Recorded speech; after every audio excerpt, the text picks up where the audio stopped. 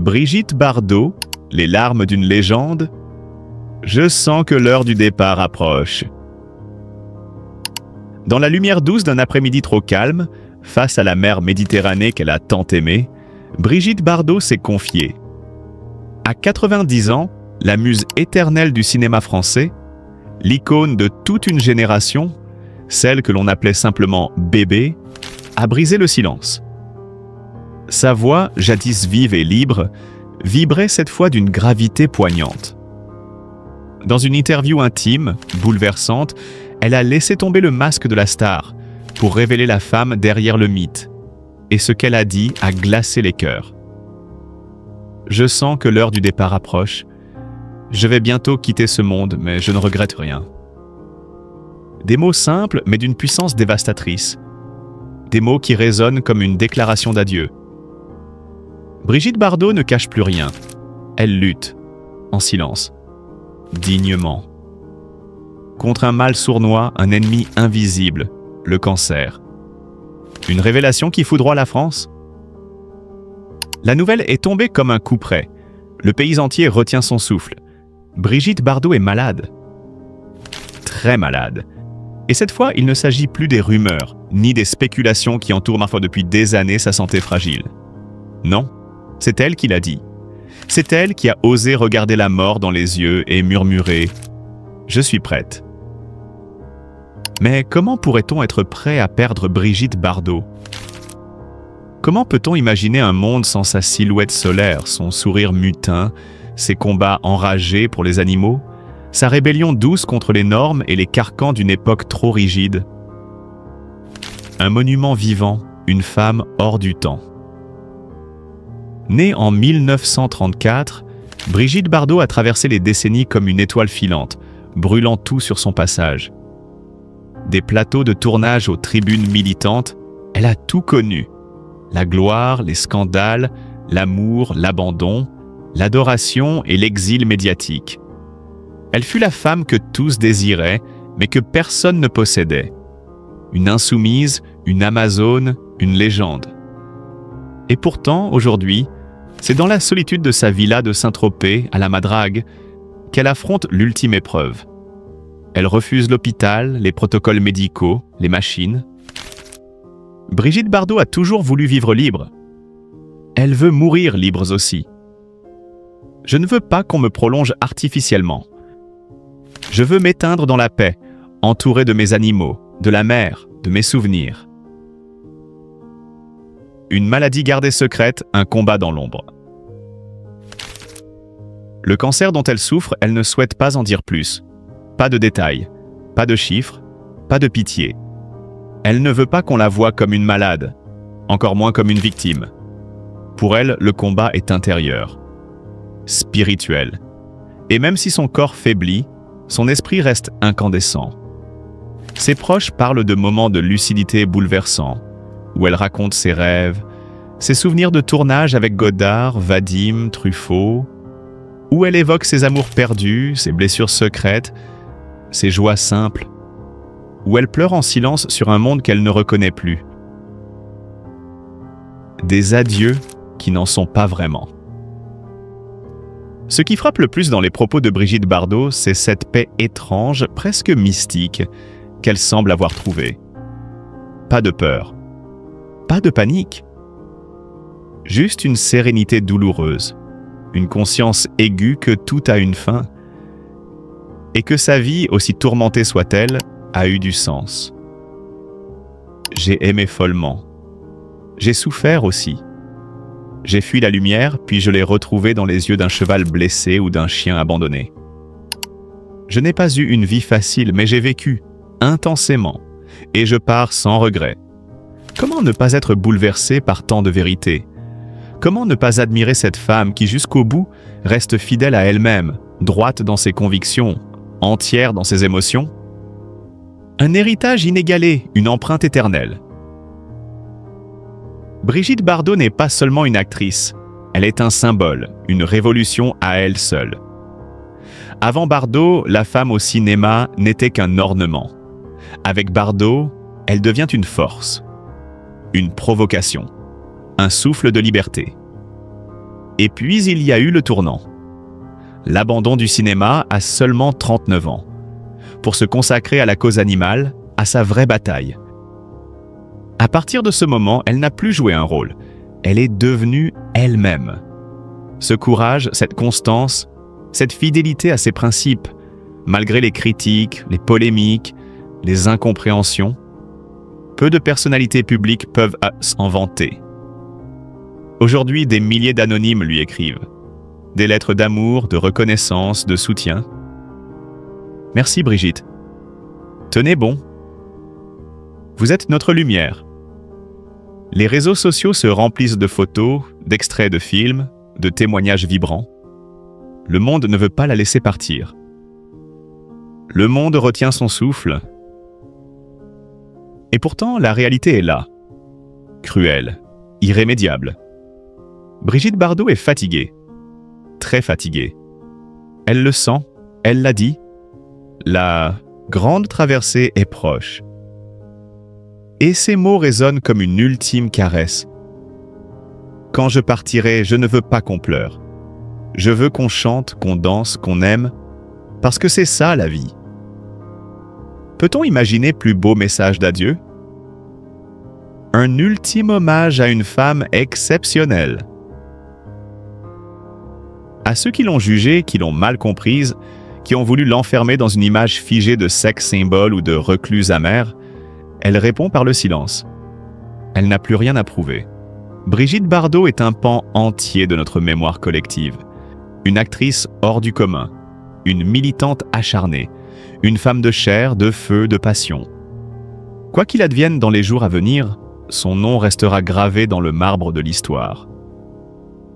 Parce que Bébé, ce n'est pas seulement un mythe, c'est une leçon de vie, une source d'inspiration, un cri d'amour lancé au monde. Et si c'était la fin, alors que cette fin soit grandiose. Brigitte Bardot ne demande ni fleurs ni statues. Elle veut juste qu'on continue le combat. Pour les bêtes, pour la liberté, pour la beauté du monde. Et si, un matin, elle venait à s'éteindre doucement, il ne faudra pas la pleurer. Il faudra lever les yeux vers le ciel, chercher l'étoile la plus brillante et lui murmurer « Brigitte Bardot, cette légende intemporelle du cinéma français, a traversé une existence aussi fascinante qu'un roman, où l'éclat de sa gloire se mêlait constamment à l'ombre d'une profonde mélancolie. Sa plus grande souffrance? Non pas les revers professionnels ou les amours brisés, mais une solitude écrasante, née de l'enfermement dans l'image figée que le monde lui imposait. Dès ses premiers pas sous les projecteurs, Brigitte fut réduite à un symbole. La blonde éclatante, aux lèvres sensuelles, silhouette de rêve, la femme fatale par excellence. Pourtant, derrière ce masque de beauté parfaite, peu ont vraiment entrevu la femme fragile et complexe qu'elle était. Dans ses mémoires, elle confiait cette douloureuse vérité. Jamais elle n'a vraiment appartenu à ce monde brillant du showbiz, où l'on la voyait plus comme une décoration que comme une âme blessée, pleine de désirs et de rêves inassouvis. Cette solitude n'était pas seulement celle d'un manque d'amour sincère, mais aussi le poids d'une trahison invisible.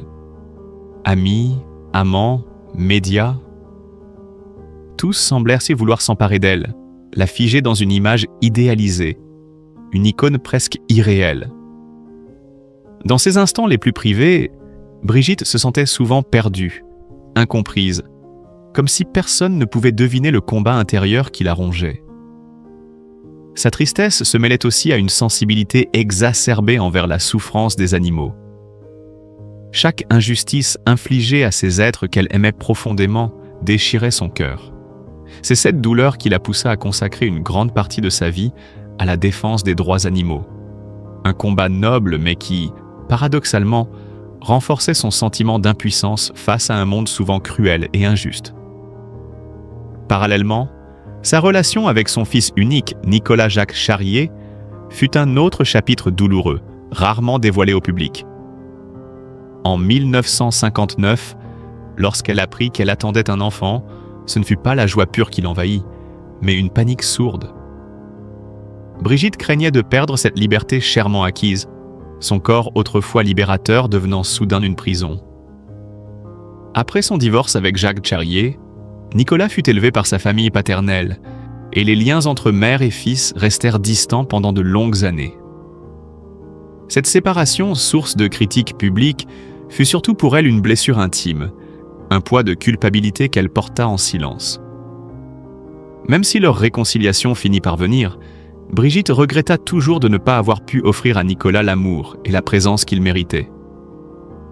Cette douleur maternelle, discrète mais persistante, transparaît dans les pages les plus émouvantes de ses mémoires, où elle avoue ne jamais avoir totalement surmonté les défis de la maternité.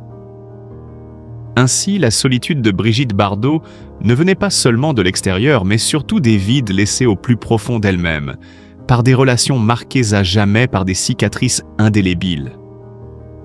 Quant à sa vie amoureuse, elle fut un tourbillon intense, fait de passions fulgurantes et de blessures cuisantes. Icône sensuelle des années 60, elle fit battre des millions de cœurs grâce à sa beauté naturelle et son esprit libre. Pourtant, au-delà des projecteurs, son cœur aspirait inlassablement à un amour véritable, celui qui jamais ne trahit. À seulement 16 ans, elle entre dans une spirale amoureuse qui bouleversera toute sa vie. Son premier mariage avec Roger Vadim, alors jeune assistant réalisateur prometteur, marque le début d'une histoire aussi passionnée que tumultueuse. Roger Vadim, charmé dès le premier regard par sa beauté pure et naturelle, révélée dans un magazine de mode, voit en elle bien plus qu'une muse. Il perçoit une étoile montante, prête à éclater. Leur idylle, intense et médiatisée, fascine autant qu'elle choque. Mais dans l'ombre de cette romance se dressent les murs d'un conservatisme rigide. Ses parents, fervents catholiques, refusent catégoriquement cette union prématurée, voyant en ce mariage une menace à leurs valeurs traditionnelles. Face à leur opposition, elle sombre dans un profond désespoir qui la pousse à tenter de mettre fin à ses jours. Un cri silencieux pour sauver ce qu'elle croit être l'amour véritable. Contre toute attente, le couple finit par s'unir en 1952. Elle n'a que 18 ans, encore une enfant aux yeux du monde, mais déjà une femme prête à embrasser son destin. Vadim ne se contente pas d'être son époux. Il devient l'architecte de sa carrière, la propulsant au firmament du cinéma mondial avec « Et Dieu créa la femme ». Ce film, véritable bombe culturelle, fait voler en éclats les normes de l'époque sur la sexualité et la place des femmes. Il offre au public une image nouvelle, audacieuse et sensuelle, celle d'une femme libre, insoumise, capable d'incarner la révolte contre un ordre moral oppressant. Cependant, derrière les projecteurs scintillants, le couple se fissure. Leur mariage vacille, rongé par des infidélités qui deviennent le poison silencieux de leur relation. Elle trouve refuge dans les bras de Jean-Louis Trintignant, son partenaire à l'écran, tandis que Vadim, lui aussi, multiplie les liaisons. Leur amour, autrefois flamboyant, se transforme peu à peu en un combat d'ego et de désillusion. En 1957, leur divorce est officialisé, mais loin d'être une rupture définitive, ils maintiennent une relation respectueuse et professionnelle. Cette complicité paradoxale témoigne d'un profond attachement, malgré la fin de leur histoire d'amour. Peu après, une nouvelle passion naît avec Jacques Charrier, un jeune acteur croisé sur un plateau de comédie. Leur liaison, plus discrète mais intense, s'inscrit dans une période où elle cherche à se reconstruire. Pourtant, une autre blessure intime marque cette époque. Sa relation complexe avec son fils Nicolas. Jamais maternelle dans l'âme, elle refuse d'abord la maternité. Ce rejet n'est pas un manque d'amour, mais une peur viscérale de ne pas être à la hauteur, de ne pas pouvoir assumer ce rôle avec la maturité nécessaire. La grossesse la bouleverse profondément, déclenchant une crise intérieure qu'elle portera longtemps en silence. Après la séparation d'avec Jacques Charrier, Nicolas est confié à la famille paternelle. Elle s'éloigne alors presque totalement de son fils, un choix difficile dicté par un besoin de survie face à la pression étouffante que représente la maternité. Ce renoncement lui vaut de nombreuses critiques publiques, parfois cruelles, qui nourrissent un sentiment de culpabilité durable. malgré une réconciliation tardive, le vide laissé durant les premières années de Nicolas reste une plaie profonde. Elle écrira plus tard, avec une sincérité bouleversante, qu'elle aurait souhaité pouvoir revenir en arrière pour changer le cours des choses. Au-delà de sa vie privée, c'est une femme en lutte contre les attentes étouffantes de la société qui se dessine. Sa liberté de ton, son audace dans ses choix de vie, ses prises de position, tout cela la place en marge d'un monde encore figé dans ses traditions. Elle incarne la figure rebelle, celle qui dérange, celle qui refuse d'entrer dans le moule. Et Dieu créa la femme, devient un symbole controversé. Censuré dans plusieurs pays, jugé immoral, ce film déclenche une onde de choc éthique et culturel. Pour certains, elle est l'incarnation d'une nouvelle ère, une libératrice des mœurs. Pour d'autres, une figure scandaleuse, accusée de promouvoir la promiscuité et de choquer par ses propos sur des sujets sensibles comme la religion ou l'immigration. Face à cette double image, elle choisit peu à peu de se retirer du monde. Saint-Tropez devient son refuge, un sanctuaire où elle peut échapper au regard implacable d'un public devenu parfois hostile. Mais cet isolement, s'il la protège, creuse aussi un peu plus le fossé entre elle et les autres. Elle avouera dans une rare confession qu'au fil du temps, les seuls compagnons fidèles qui lui restent sont les animaux dont elle prend soin, témoins silencieux d'une vie souvent incomprise et solitaire.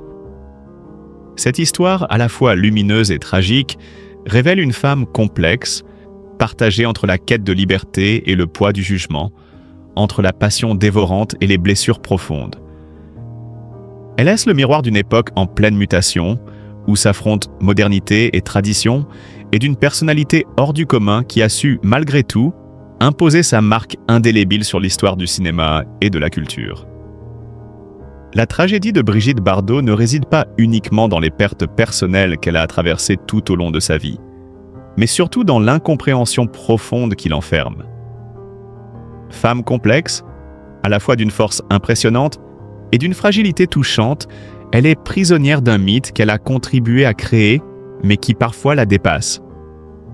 À presque 90 ans, cette légende du cinéma français regarde en arrière avec une sérénité mêlée de nostalgie, mais aussi avec quelques regrets tenaces qui viennent troubler ce calme apparent. Elle aime à raconter que le monde d'hier, celui qu'elle a connu dans sa jeunesse, paraissait plus simple, plus clair. La liberté, qu'elle a toujours portée comme un étendard, semblait alors plus accessible, plus réelle. Aujourd'hui, cette liberté semble s'être dissipée dans un monde devenu trop compliqué, trop rapide, où les valeurs se perdent dans un flot incessant d'informations et de jugements. Ce constat n'est pas simplement celui d'une femme qui se lamente sur son passé, mais celui d'une âme sensible qui pleure l'érosion d'une époque où elle pouvait être pleinement elle-même, sans masque ni compromis. Car Brigitte Bardot n'est pas seulement l'image iconique d'une femme libre et audacieuse du cinéma français. Elle est bien plus que cela. Près de 50 films jalonnent sa carrière, chacun d'eux participant à dessiner le portrait d'une femme moderne, courageuse, capable de défier les normes sociales rigides de son temps. Son rôle dans Et Dieu, Créa la femme, n'a pas été un simple succès commercial, mais un véritable manifeste féministe qui a bouleversé les codes et fait d'elle une icône planétaire, admirée mais aussi controversée. Mais la carrière de Brigitte ne s'arrête pas au grand écran. Sur le plan musical, elle a aussi su s'imposer avec plus de 60 chansons à son actif, qui vont des airs joyeux et légers aux ballades émouvantes, révélant toute la palette de ses émotions et de sa sensibilité. Pourtant, c'est loin des projecteurs, dans le combat pour la protection des animaux, que Brigitte trouve aujourd'hui sa plus grande fierté. La fondation qu'elle a créée a sauvé des milliers d'animaux, des ours blessés, des éléphants maltraités, des chiens abandonnés sans espoir. Pour elle, ces êtres sans voix sont la véritable raison d'être de sa vie. Chaque fois qu'elle voit un animal sauvé, c'est comme si elle rendait un peu de justice à un monde qui, souvent, oublie sa propre humanité. C'est là, dans cette mission silencieuse mais puissante, que Brigitte Bardot se sent le plus vivante, la plus utile. Malgré tout cela, elle n'est pas dénuée de doutes et de douleurs. L'une des décisions les plus difficiles de sa vie a été de quitter le métier d'actrice, en 1973, à seulement 39 ans. Ce choix, dicté par le souci de préserver sa santé mentale, fut pour elle une forme de sacrifice. Elle redoutait de finir comme tant d'autres actrices, victime des pressions insoutenables du métier. Pourtant, cette décision l'a hantée longtemps. Aurait-elle pu continuer à briller, à créer, à influencer le cinéma français si elle était restée? Ou bien ce départ prématuré l'a-t-il privé d'opportunités uniques, d'œuvres majeures? Cette interrogation constante a alimenté sa solitude et renforcé le mystère autour de sa personne. Brigitte Bardot, l'icône solaire, est devenue une énigme pour beaucoup. Elle devait vivre avec la peur d'être oubliée, de disparaître peu à peu des mémoires collectives. Ce poids fut d'autant plus lourd qu'elle a aussi des regrets personnels, notamment celui de ne pas avoir réussi à bâtir une relation plus solide avec son fils Nicolas. Une blessure intime, profonde, que le temps semble incapable d'effacer. Par ailleurs, ses prises de position souvent franches, parfois abruptes, ont suscité des controverses. Elle-même reconnaît ne pas toujours maîtriser l'art de la diplomatie, ce qui a pu ternir son image auprès de certains. Mais à 90 ans, Brigitte ne cherche plus à plaire ni à s'excuser. Elle veut vivre en accord avec ses convictions, quelles qu'en soient les conséquences, quitte à affronter la critique et l'incompréhension. Dans ces moments de réflexion, elle accepte les limites imposées par l'âge. Ne plus pouvoir marcher aussi longtemps qu'avant, renoncer à la natation, activité qu'elle chérissait.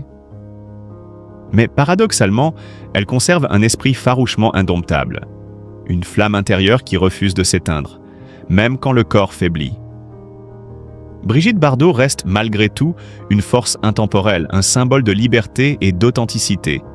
Une femme qui a osé vivre pleinement entre lumière et ombre et qui continue, à sa manière, d'inspirer des générations entières. Son amour inconditionnel pour les animaux était bien plus qu'une simple passion. C'était sa source de réconfort dans un monde souvent cruel. Elle disait ne pas craindre la mort, mais redoutait ce que celle-ci emporterait avec elle. Son essence, son identité, ce qu'elle était au plus profond d'elle-même. Une peur sourde et intime qui la hantait silencieusement. Sa relation avec Charrier fut courte, mais d'une intensité bouleversante. Lorsque la nouvelle de sa grossesse éclata dans sa vie, ce fut comme un séisme intérieur. La joie laissa vite place à une tempête d'émotions contradictoires. La maternité, loin d'être une évidence, lui sembla un fardeau.